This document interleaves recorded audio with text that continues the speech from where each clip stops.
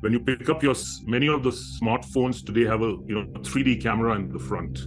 And what happens is that 3D camera has a little bit a laser or an LED invisible projector that projects a dot pattern on your face or some sort of other pattern, and then that pattern gets uniquely distorted for every person's face. And then there's an invisible light camera that picks up that distortion and then is able to identify key points on your face and uniquely identify that this is Aman or this is Maria. So that's how facial recognition works, and it's been sold to us as a benefit because it's very convenient. I don't have to punch in a 4 or 6 digit code into my phone every time I want to use it, right?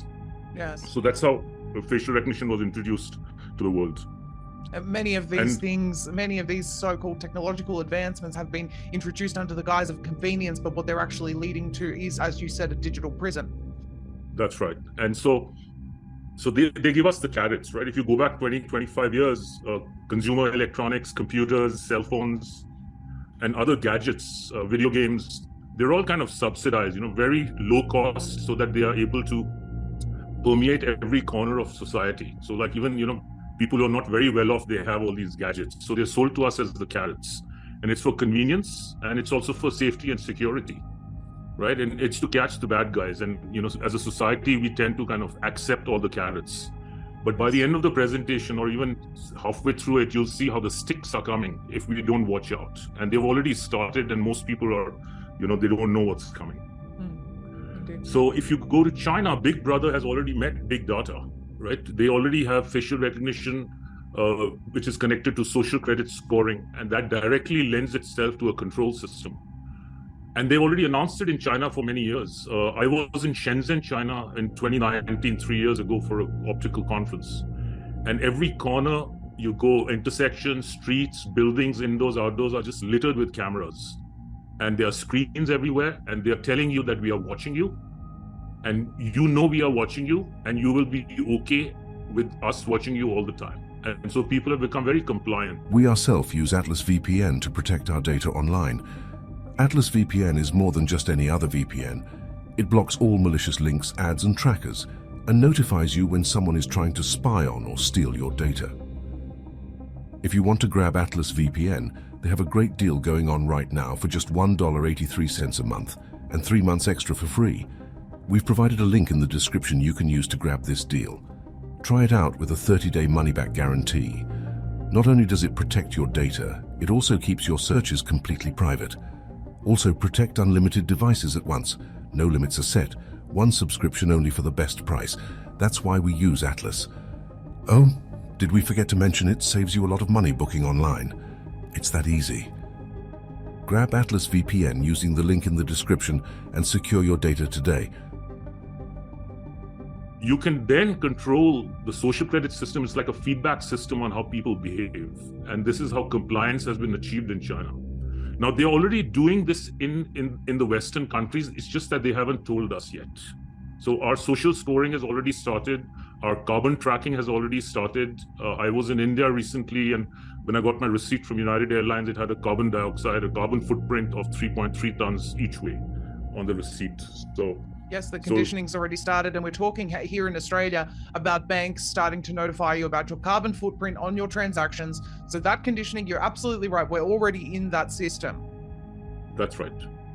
Right. So but the narrative in the Western media is that, privacy and freedom have gone in China, right? And the social credit system is a control system in China, and implicitly we in the West are free. But that's really not the case.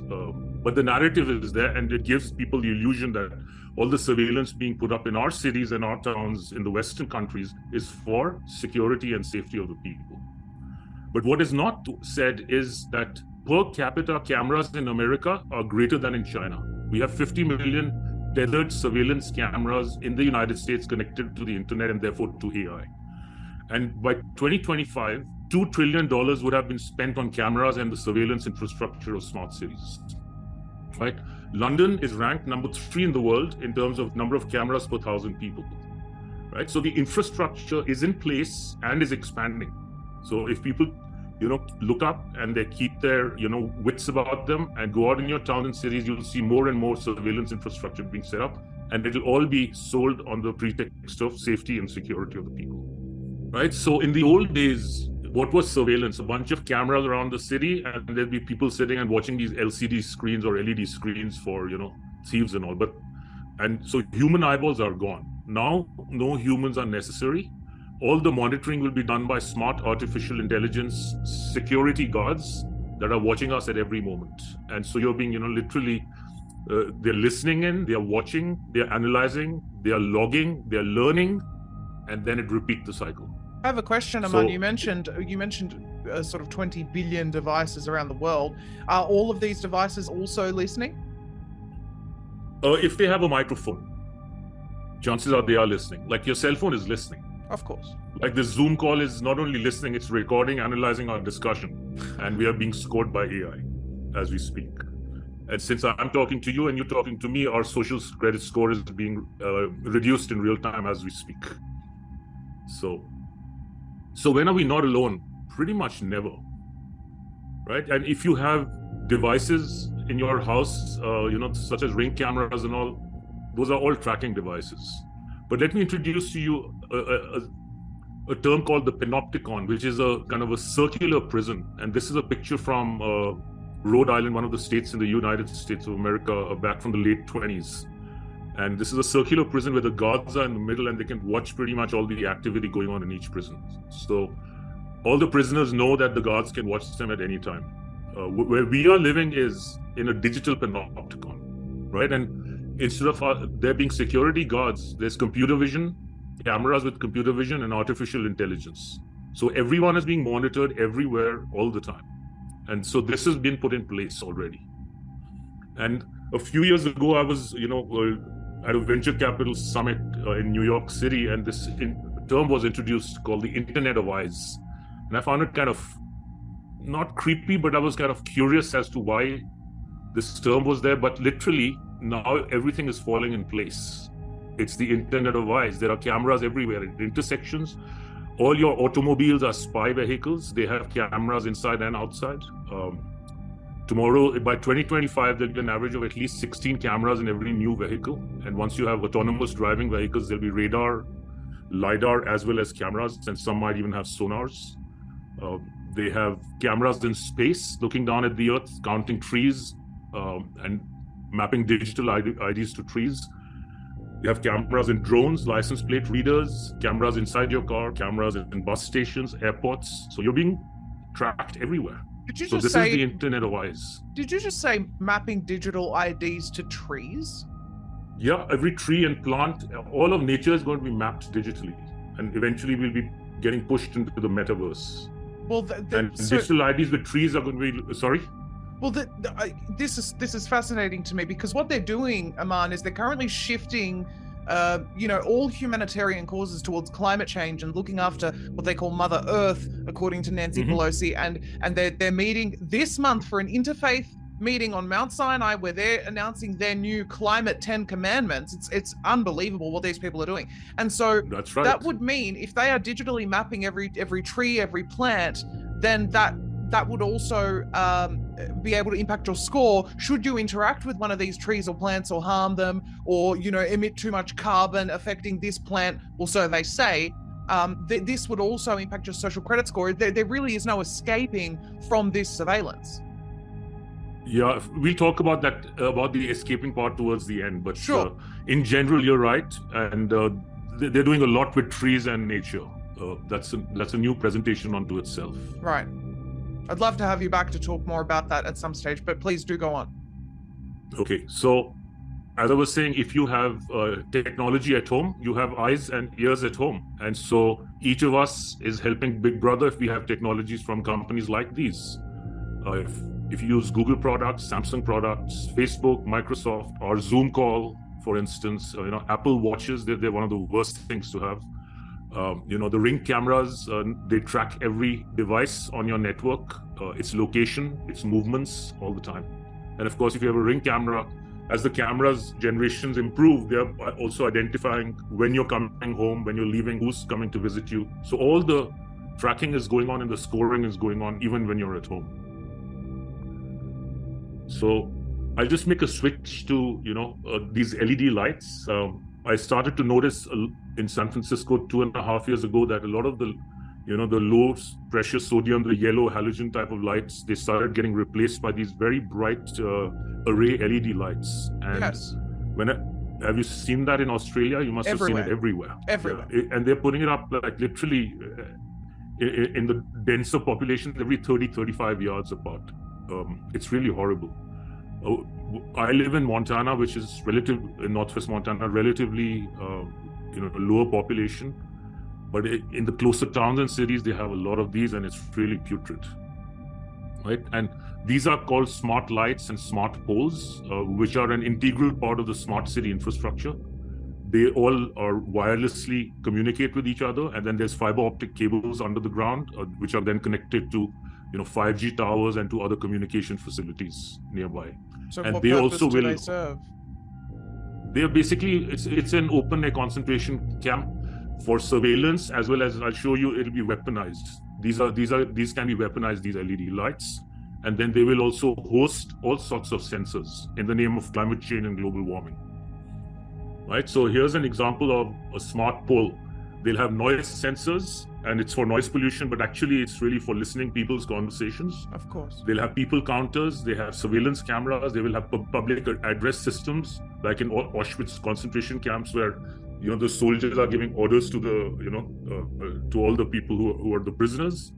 They're gonna some of these lamps, I've seen specifications on top of the lights. They are drone charging stations. So in the future, drones will be used both individually as well as in swarms as the aerial police.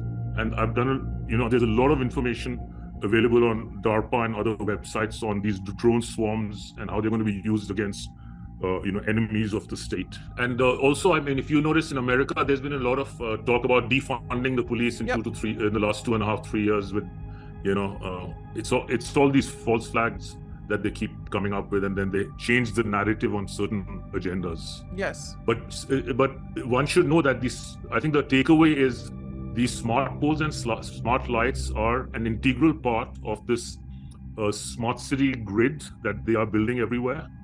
They communicate with each other. They are wirelessly connected, as well as, some of them are connected through cables underground. Some of them may also assist in autonomous driving vehicles in the future. And they're putting smart cables under the roads and all. And so there's a lot of technology going inside the ground and on top through these lights, Right. in order to achieve a lot of the surveillance grid integrated with 5G. I can't even begin to imagine how harmful all of the signals that these things are emitting are. I mean, we already know how harmful 5G is. Imagine when we have all of these constantly emitting and communicating with each other. It's horrible. It's very harmful, as well as these blue LED lights, at the frequency or wavelength they are at, they're extremely harmful to the eyes. And in addition, I've noticed that they don't even have diffusers on top of them. So you can't look up at these lights. They're designed to make humans look down. Wow. So by default, they're designed to really hurt your eyes. And then I'll show you another slide on how they can be used directly as no lights. And then in the name of global warming and climate change and energy conversation, now you have 300 lights. Yes. So, just think about that. Yeah, well, it's much like how 400 private jets arrived to a climate change conference to talk about CO2 emissions, Aman. The Right. hypocrisy is just astounding, but they don't care anymore. They don't care No, how they they don't. appear. They're just brazen about it. It's in your face. I mean, I keep interjecting because this subject is something I'm so passionate about. People don't understand when I've said the words digital prison, I think it's very hard for people to actually imagine how that will be achieved. So I started, this picture on the right side I got from somebody in Canada on Facebook, and I haven't seen these anywhere in Montana yet, these multicolored lights, and I started to dig deeper, and I noticed that there's something called a puke ray. It's an LED incapacitator, where you have this, think of this as an LED gun, which is able to emit different frequencies of light at a very high rate of change. So when you do this at a very high frequency with different lighting, and if there's a human being that's in the vicinity and looking at these lights or near these lights, you can get intracranial damage, you can hurt your spine, you can get sick. I bet you it can even kill you. So these can be used as, My and a lot of these LED smart lights, They already have little, if you'll see white squares at the intersections, for instance, white patches, those are radar. And the LED lights combined with radar, they can, and with a smart system on a chip inside, they are able to identify human beings with a few hundred meters away. And so these lights can be turned on as against people who might be carrying, for instance. So one needs to kind of start asking these questions and talking to each other within communities, as well as to the people who you think represent you, as to what the hell is going on and why these lights are being put up, and call them out on it.